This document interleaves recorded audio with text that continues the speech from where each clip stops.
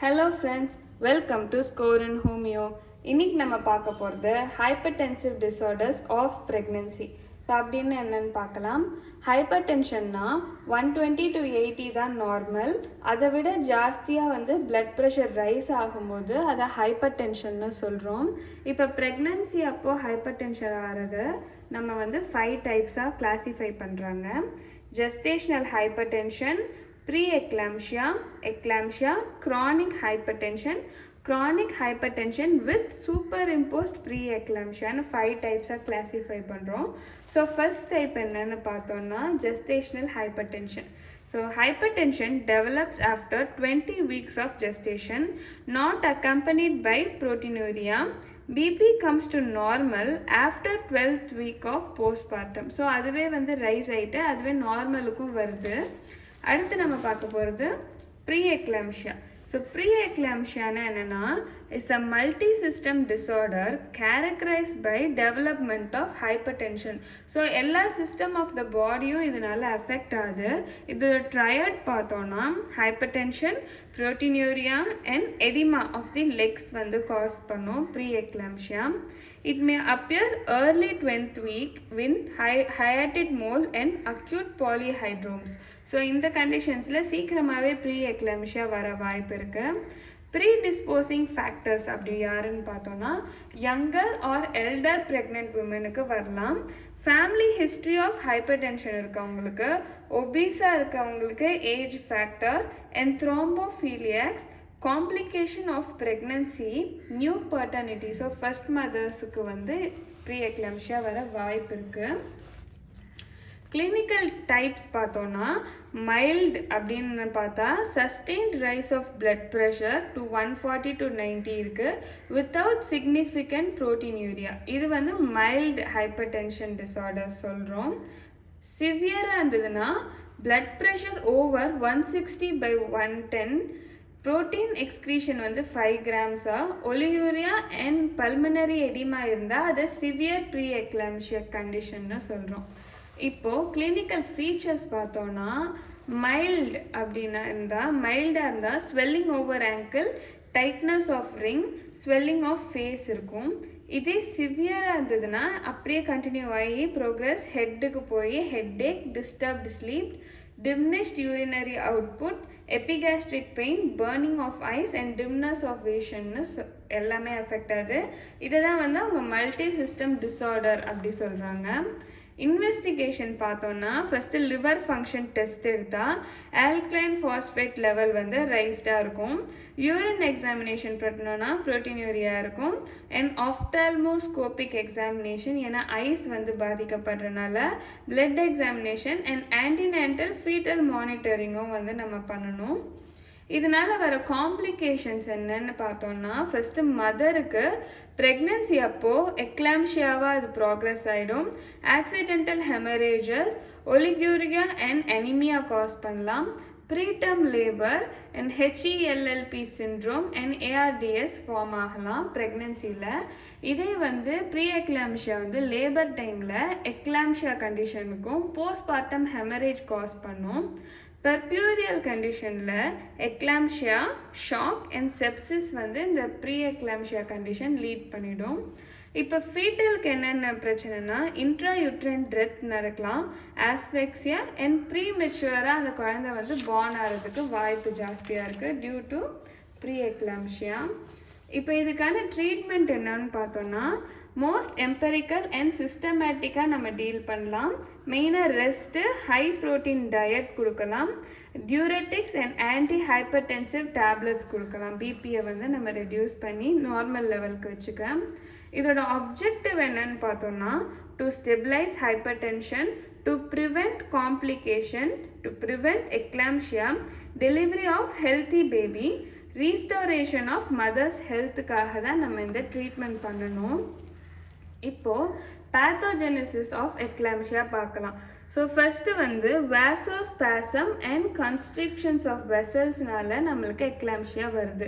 இப்போ நார்மலாக சைட்டோட்ரோபிளாஸ்ட் செல்ஸ் வந்து மைக்ரேட்ஸ் டு டெசிடியூவா மயோமெட்ரம்க்கு போயிட்டு invades the மர்டனல் spiral artery and ஃபீட்டஸ்க்கு போகுது. ஸோ இது ஸ்மால் ஆர்ட்ரிஸ்லேருந்து அப்படியே லார்ஜ் ஆர்ட்ரியையும் அண்ட் ஃபீட்டஸை போய் ரீச் ஆகுது.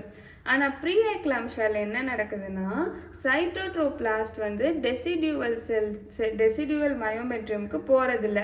ஸோ ஃபெயில்ஸ் இந்த மயோமெட்ரியல். இதனால என்ன ஆகுதுன்னா ஸ்பைரல் ஆர்ட்ரியும் ஃபெயில் ஆகி லார்ஜ் டார்ச்சுவஸ் வெசல்ஸாக அது மாறிடுது. Instead vessels remain narrow. Larger டார்ச்சுவஸாக ஆறதுக்கு பதிலாக நேரோவாகவே இருக்கனால பிளசண்டல் ஹைப்போபர்ஃபியூஷன் நடக்குது. ஸோ ஹைப்போபர்ஃபியூஷன் நடக்கிறனால ப்ரீ எக்லாம்ஷியா கண்டிஷன் காமனாக வருது. இப்போ தேர்ட் ரீசன் என்னன்னு பார்த்தோன்னா increased production of anti angiogenic factors. அதனாலேயும் நம்மளுக்கு ப்ரீ எக்லாம்ஷியா வருது. Retention of sodium. நெக்ஸ்ட்டு இதனால் வர பேத்தலாஜிக்கல் சேஞ்சஸ் என்னன்னு பார்த்தோம்னா லிவரில் mottled appearance due to the subcapsular haemorrhage. Fibrin thrombi leads to periportal haemorrhagic and necrosis form ஆகுது. கிட்னியில் pre eclampsia associates with renal lesions form ஆகலாம். Blocks lumen of capillaries, glomerular endotheliosis, tubular லீஷன்ஸும் form ஆகலாம். பிளசண்டால anoxia increase syncytial knots form ஆகுது. பிரெயினில் வந்து gross haemorrhages and cerebral oedema form ஆகுது. ஸோ மல்டி சிஸ்டம்ஸ் எல்லாமே வந்து டேமேஜ் ஆகுது இந்த ப்ரீ எக்லாம்ஷியா கண்டிஷனில்.